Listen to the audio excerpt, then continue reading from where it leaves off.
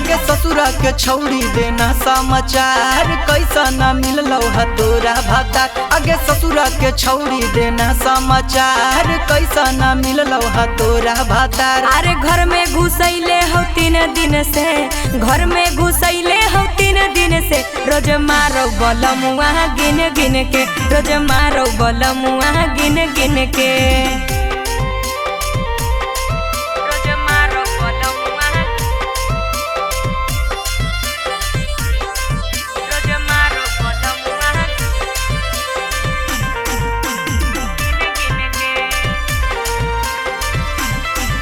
अरे बूत जाहो दिया पलंगिया पयते, रात भर रहो बलमुआ खटैते।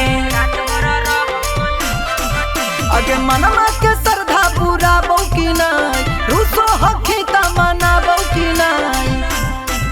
अरे घर में घुसैले हो 3 दिन से, घर में घुसैले हो 3 दिन से। रोज मारो बलमुआ गिन गिन के, रोज मारो बलमुआ गिन गिन के।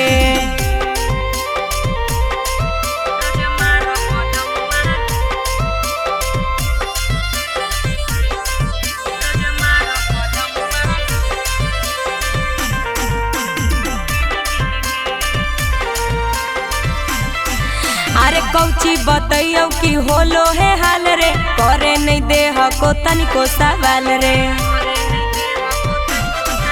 अगे राजा रोशन मा पोल्हा बौकी नाई, पलंग पर तोरा डोला बौकी नाई। अरे घर में घुसैले हो 3 दिन से, घर में घुसैले हो 3 दिन से। रोज मारो बलमुआ गिन गिन के, रोज मारो बलमुआ गिन गिन के।